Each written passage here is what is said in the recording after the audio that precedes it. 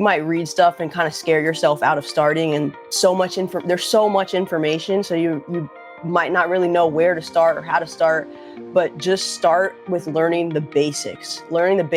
And as you progress in the hobby, you'll start to learn more about what it is that you feel you should be doing or shouldn't be doing, and how involved you actually want to be in it. But you can get very, very advanced with it.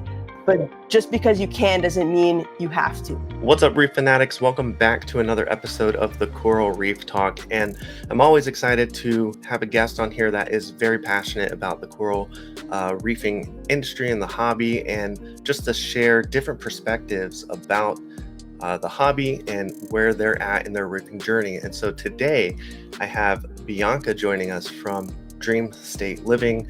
How's it going, Bianca? It's going great. Thanks so much for having me on today. Really excited to be here. Absolutely. And so jumping right into it, the very first question is, how did you get into reef keeping? What do you find fascinating about the hobby? Yeah, so I got into reefing a long time ago. Well, I guess a long time to some people. But it was due to my ex at the time, got a reef tank. He's got I wanted to say it was a 32-gallon Red Sea, something like that. And then just seeing how cool like the corals were and everything in the tank, I kind of dove in with him, and I went with a 14-gallon BioCube as my first tank, keeping it all in one. Okay, very nice. So you were more of like a coral person right off the bat then? Yep. I was then, I still am now. Yeah. Yep.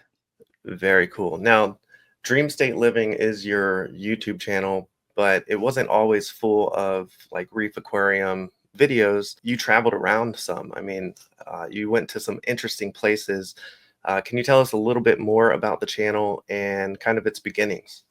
Yeah, for sure. So actually, a lot of people that have started following me recently probably wouldn't know this, but from 2017 to 2019, I actually lived in a van for 2 years and traveled all over the US and hit all 50 states. Well, 49 in a van, and then flew to Hawaii. But yeah, so that was 2 years of my life was just on the road all the time, and just seeing the amazing places that are all over the US. That was a really fun, awesome time, and I definitely miss it sometimes, but it was time to come back home and set up shop a little bit. I actually had my first reef tank up until I went on that trip, and then I sold it right, to prepare for that. And then soon after, when I got back, is when I got back into the hobby. But yeah, just traveled all over the US, and just, yeah, that's how kind of the channel, I started the channel as vlogging the trip, because all of our family and friends were interested in seeing, the places we went and whatnot. And so I did that whole 100 days of vlogging and stuff, which was a terrible idea, but we got through it. And yeah, just showcasing all the cool places that we went to and the adventures that we went on. And then from there, I got back and there wasn't really much traveling anymore. So I had to kind of think of something else to do. And so you decided to jump back into aquariums. Yep. So I jumped back into the aquariums before I even thought about, YouTubing them or whatever. I just got, funny enough, my same ex got another tank, and and then I also got back into it. So yeah, and then once I was doing it, actually COVID happened, and I was like, what am I going to film? Because I don't want to just stop doing YouTube, and I can't travel anymore. And my brother was watching me do like water changes on the tank. He's like, why don't you just film your reef tank stuff? And I was like, maybe. And then that's when I kind of found the whole YouTube reef tank world. Yeah, that's super cool. That's awesome. I mean, from the beginnings of just traveling the different states, not very many people get to go to a few different states, let alone 49 of them. Do you have like a fun memory or a specific moment during those travels that stands out to you? That was pretty awesome. So fun fact, my memory is actually pretty terrible. I don't remember a lot of stuff. But in terms of like a general thing, we did a 3-week span. We went to like Baja with a couple of our other like road friends, I guess. They had another couple had a van, another couple had an RV. So we spent 3 weeks like just living on the beaches in Baja, and it was so relaxing, but it was also, we got to see, turtles hatching on the beach, the best freaking little cheap tacos ever.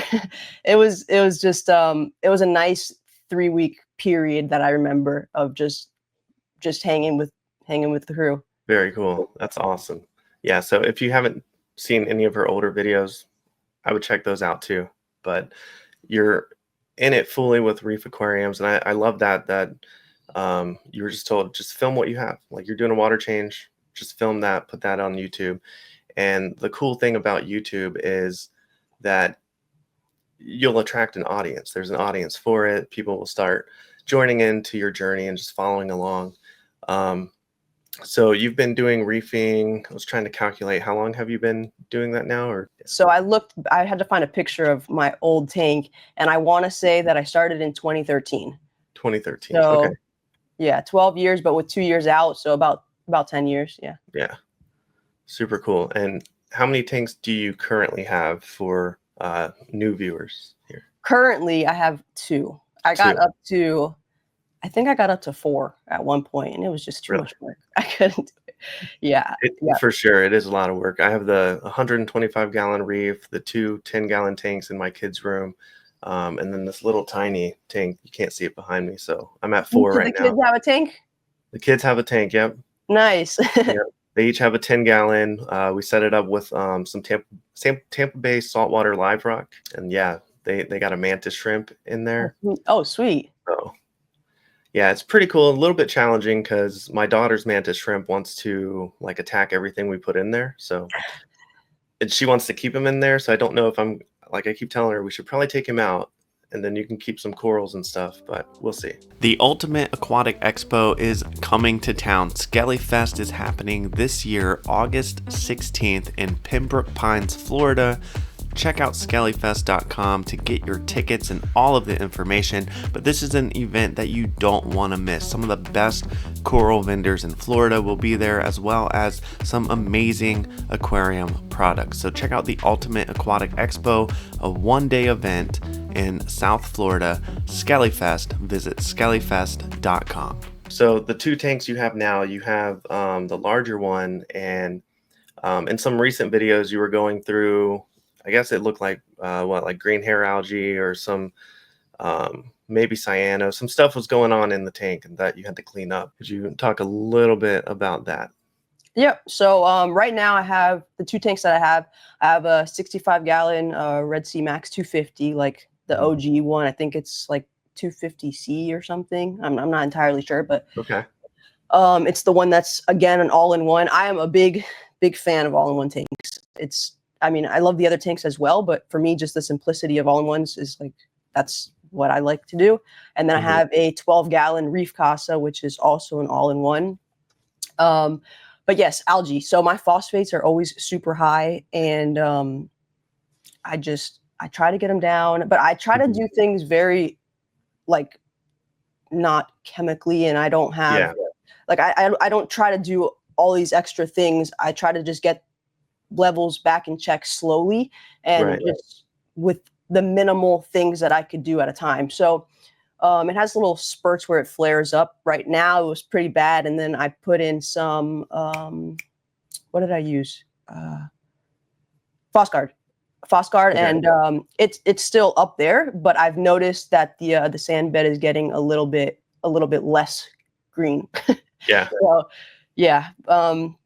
But it's just always been something that I've battled with this tank. I don't know why. I've had my water checked in terms of like RO and all that stuff. And yeah, I mean, sometimes there's just things in your aquarium that you're constantly challenged with. I mean, some things water flow is a big thing with algae and stuff. So changing up water flow and stuff like that could help. But yeah, I like that. The more natural approach. You don't want to dump a bunch of chemical solutions in that potentially could just be a band-aid. Like, Right. just do a water change that'll bring things down, like you're doing. So that's super cool.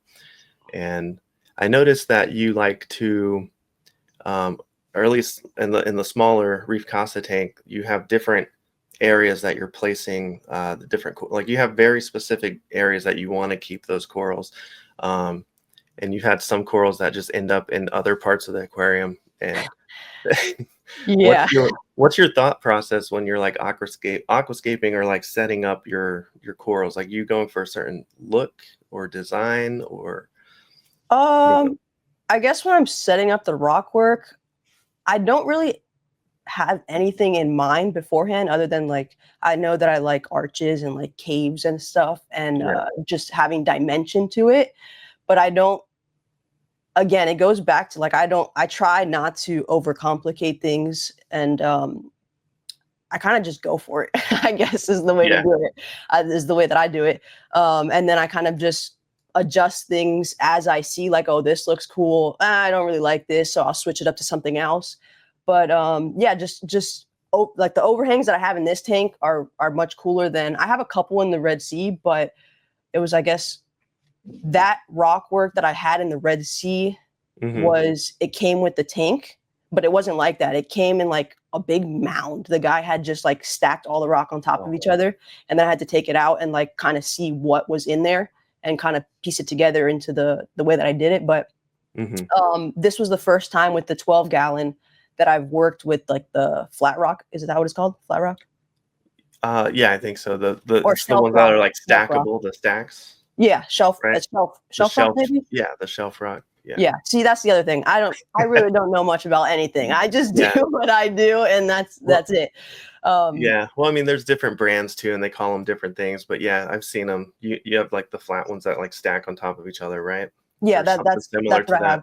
Yeah, they're not connected by like the metal rods or anything, Right. but they are like just flat shelf rock. Yeah. So that was the first time I've worked with that in this tank. So that was a bit of a challenge, but I just tried to do as many as the not it's Like not arches, but the overhangs. overhangs. Okay. Jeez. Yeah. So, and I'm having a hard time still like trying to figure out what to put on them because then it's blocking so much other stuff the higher I get. But little by little, Yeah. we almost got the bottom filled, and then we're gonna like slowly work our way up to see what can grow up there. Very cool. Yeah, that can definitely be a challenge with those kinds of rocks because I know um, when I started in reefing, they always talk about you want that gradual incline, and it's kind of easier to get that. I guess with the more natural rocks. So I guess you could do it with those two, like stair step. Okay. But yeah, as corals grow, they're gonna cover what's underneath them. So if you have a more gradual incline, it kind of gives them a little more room. I've never heard that before. But yeah, Sweet. I didn't know that. Learn something new every day. yeah, this hobby is good for that. I'm constantly learning, like always watching videos, always checking out articles. Like there's always something new to learn for sure. Yeah. Um, so talking about those two tanks, is there any one thing that you would change in either one of those aquariums? Is there a couple things you would change? What? In terms of I mean, the how they're. inside of them or like what they're built. I mean, it could be anything, like how they're set up, the rocks that you have, the corals that you have, the fish that you have, anything. Okay. Yeah.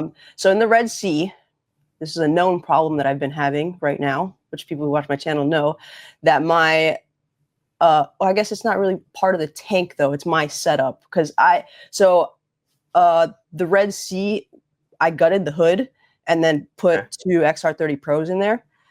Nice. However, one of them right now is like there's an error with it, and just about every day I have to like log into EcoSmart and reset the light.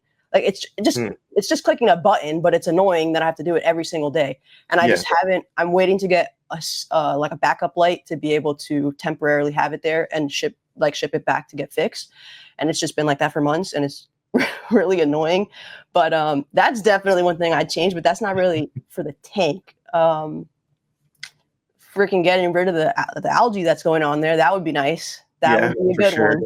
Yeah, that's that tank. I guess in the other tank,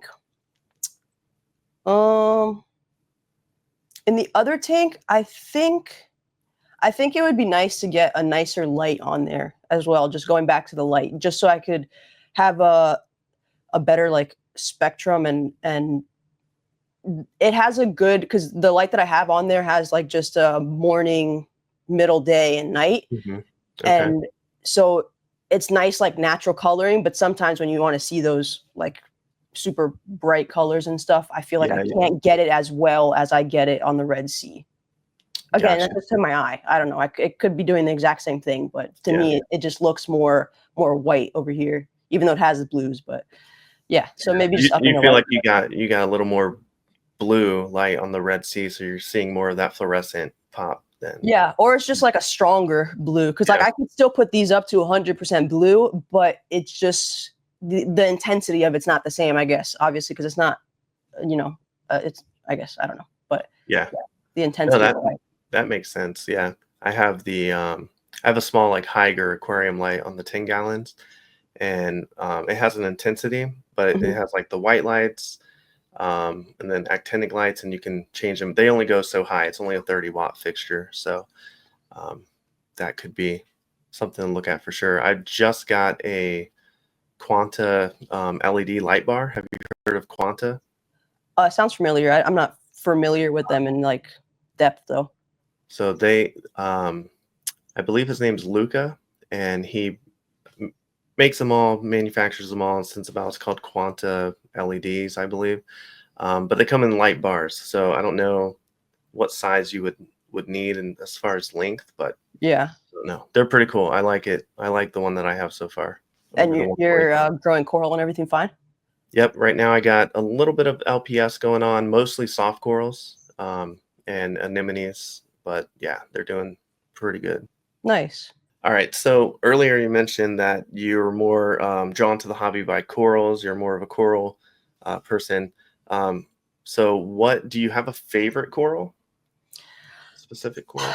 So favorite in terms of like a specific like coral name? No. A specific kind, I'm really leaning towards. It used to be I don't know what it used to be. Oh, the Scullies. Scullies is what it used to be.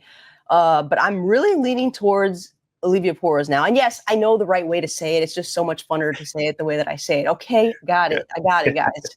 But yeah, they're just. So I've got a couple in the Nano Reef recently, and they're affordable. They fluff up really nice. They have beautiful coloring on them, and they have flow to them. I really like corals in general that have flow. Like I love when they're moving. I've been trying to add more hammers to my other tank just because I love the movement in the tank. I have like other I think they're called Lepastrias, I want to say. They're encrusters. Okay. Right? The Leptocyrus, those? Maybe something around there, something lepto. Yeah. Leptos, yeah. They're really cool, bright colors, beautiful, and they're just encrusted onto the rock. But then you have everything that flows is just it makes the tank look more like alive, I guess, rather than just looking at bright colored rocks. So yeah, definitely. No, I definitely agree with that. It makes your tank feel more alive. It makes it more relaxing, more enjoyable. In my opinion, my favorite coral, it would be the frog spawn coral. So similar to hammer corals, I used to have a frog spawn. It had like 20 heads on it back when we had a 210 gallon reef tank, and 210 gallons way too much for me. Is it? It was 31 inches deep, sat on top of a 36-inch stand. So I had to climb a ladder to get into it to meet corals, and I was like, "That's too much." So the 125 now, I can just reach my hand in. So it's good. Yeah. See, I feel like whenever I get upsize a tank, I'll probably go pretty big.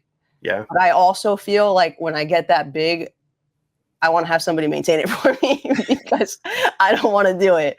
So I also am not a person that like loves doing maintenance and stuff. Like I do it because I have to do it. I'm not somebody who like very rarely, like if I'm having a rough day or something and I have to do it, sometimes I'll just let myself focus on doing the maintenance.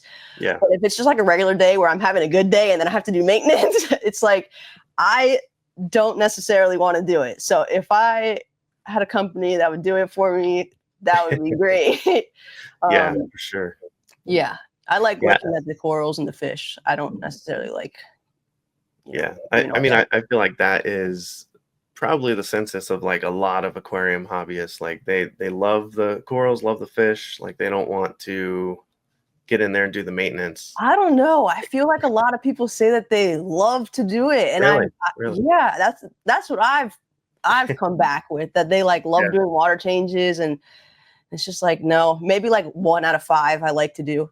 All the rest of them I could live without. Yeah. Yeah. It's always I mean trying to find the easier way to do water changes. Like I've had different pumps and stuff that I could just pump the water from one bucket into the aquarium back and forth.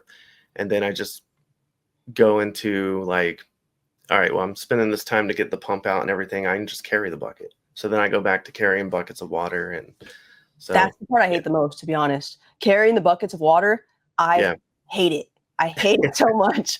And then I have to like, I don't have the water system at my house right now, so I have to go pick up water, and then getting it, like loading my water and then lifting it in the car and then getting it out of the car all the way to the tank. It's that part just sucks. Yeah, that sounds grueling. Yep, How loading it, often do you unloading it. water change all your stuff? So currently I'm doing weekly water changes. On all and of I'm them? doing well, so the 10 gallons, I kind of just top them off as needed.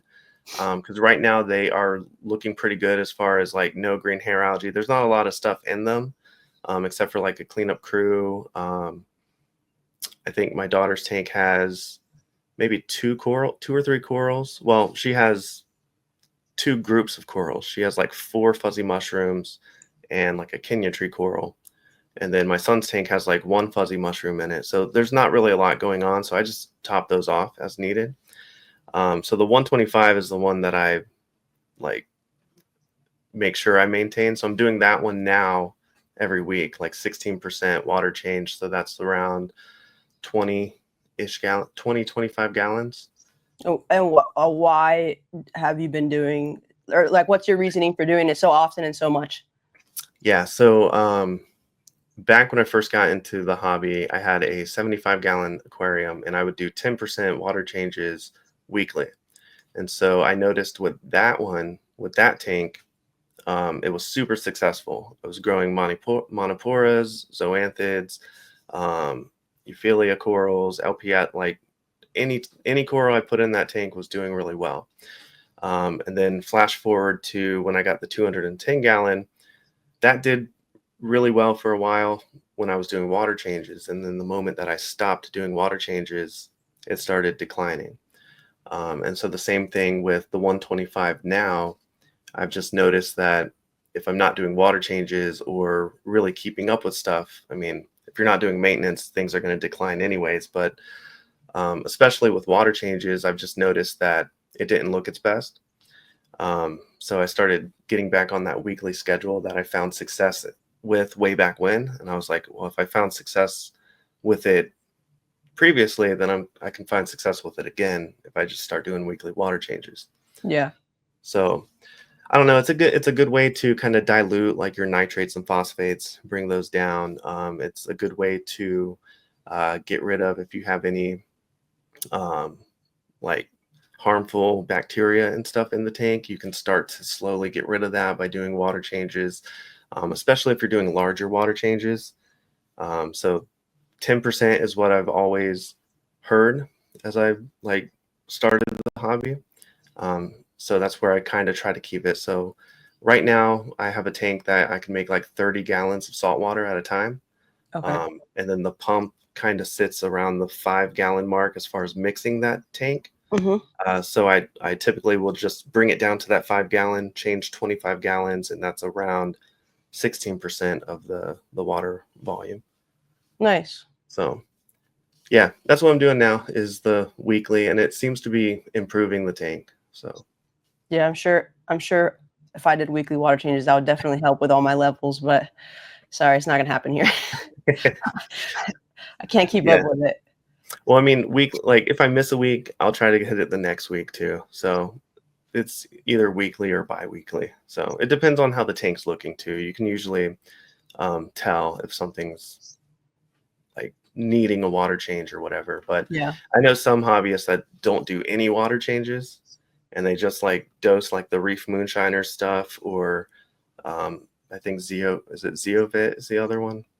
But there's a few different dosing regimens that people do, and they don't do any water changes, and their tanks look amazing. So Yeah, I actually have that as like my one of my video ideas for who knows whenever. But yeah, I want to get like 2 identical tanks, obviously smaller tanks, and do like a year test of one doing water changes like every 2 weeks or whatever, and one doing no water changes, and having the exact same rock, coral placement, flow, everything in them, and see like how they look after. But I don't know, who knows if I'll ever get to it. But yeah, that would be cool. That'd be a cool test. it'd just be like a nice little experiment to do. I don't know.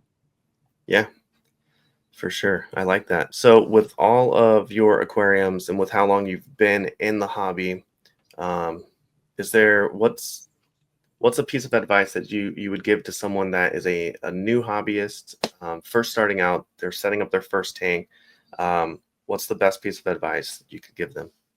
Yeah, so again, back to like what I always try to do, keep it as simple as possible. You're gonna find a lot of stuff online, and people might try to like, not people, but like you might read stuff and kind of scare yourself out of starting. And there's so much information, so you might not really know where to start or how to start. But just start with learning the basics. And as you progress in the hobby, you'll start to learn more about what it is that you feel you should be doing or shouldn't be doing, and how involved you actually want to be in it. Because again, like I said, I really don't know that much. I just keep my tanks and everything super simple. But and they do okay, minus the algae, but you can get very, very advanced with it. Yeah, But just because you can doesn't mean you have to. So like, don't let what you see online kind of scare you out of starting. Just like learn your basics. Obviously you want to do good by the fish and the coral, and putting them in at the right time. But other than that, like, just go for it, and then you learn as you go. yeah, I love that. Yeah, because like you said, there's so much information online. There's so many ways to complicate an Hmm. aquarium. I mean, there's tank automation, there's automatic testing. This is all stuff that I use on the 125, but I didn't start there. You have to start and learn as you go. Yep. So I that's just now, like maybe 2-3 weeks ago, mhm. got an auto top off on my Red Sea to like 65-gallon tank. And that's only because once I got it on the 12-gallon, I was like, this is a freaking game changer. We got to get it on. But I had never had that. Look, it took me, 10 years to do it. Like, I've Mhm. just been slowly automizing. I don't know if that's the right word. I think it is. But Yeah, getting the tanks, all I need is an automatic water changer over there, and then automatic fish feed feeder, and we'll be good to go. yeah, there you go. Yeah, and you slowly doing that over time, and yeah, same thing with your aquarium. Like add your rocks, add your sand. You can add fish, have fish only for a while, then start Hmm. slowly adding corals. And like they say in the hobby, is nothing good happens fast. So you can take your time and you can learn for sure. So now I wanted to jump in. Like you've shared your love for the hobby, your passion for the hobby, but that extends beyond just having a couple aquariums in your tank, because you are the creator of Skellyfest, which is an awesome event in Southern Florida. It's a coral show, features some of the best coral vendors, the best aquarium products. It's a one-day event. How did that get started? What is that all about? Yeah. So Skellyfest actually didn't. Everybody always wants to know, like, where did the name come from? So back a couple years ago, when the NFT thing was like blowing up, I was like, why not make an NFT? So I made a skelly fish NFT, where it was like, it's the fish, but then the spine is all showing, and like the bones of the fish. So that's why it was called like skelly fish. And then the goal of that like collection was to eventually donate like $500,000 to ocean charities over time. And then the NFT project didn't really go anywhere, but I was like, well, I don't really have to stop with that. Like, why can't I try to use other methods to help, somehow? So then that's when I was like, I've always kind of wanted to do a festival of sorts, and I'm tired of driving up to Orlando and all this stuff. So I wanted to bring something larger scaled to South Florida. So then I was like, why not just go for it? There's great frag swaps down here. I just wanted to try to get something bigger where more exhibitors come, and so I just, in typical Bianca fashion, just went for it. Jumped right in. Yeah, here we are. I think year four this year. Super cool. So one of the big things that's really cool about Skellyfest is that you have all the coral vendors on one side, and you have like the house lights are turned off in the venue, and it's just lit up by like their lights over the aquarium. And then the other side, where like the dry goods aquarium products are, that's like lit like regular lighting. So you got this awesome thing with the lights going on. What inspired that? Like, what made you think of doing it kind of like that? Yeah, so sometimes if you're walking around and like seeing, even if you look at your tank, and you go look at your corals, even with the blue lights on, if your lights on around you, you're not really seeing the full like coloring of the coral, I guess, and really getting that immersive experience, I guess. So I just wanted to have all the attendees get that same experience of just seeing, those beautiful colors popping under the blues. And I didn't want to like kind of have like that excess light, even if it was dim, kind of flowing in and washing it out, I guess. I just wanted to make everything really pop and bring some more, emphasis, I guess, on the colors of the corals and just how beautiful they really are. Awesome. That's really cool. And you have a lot of other things at the show. You have things for the kids at the show. You have photo op areas. You have a huge raffle that takes place at the show as well. What's something that you hope, I guess, everyone learns, or that everyone gets out of attending Skellyfest, or that like is a big takeaway for someone that comes to the show?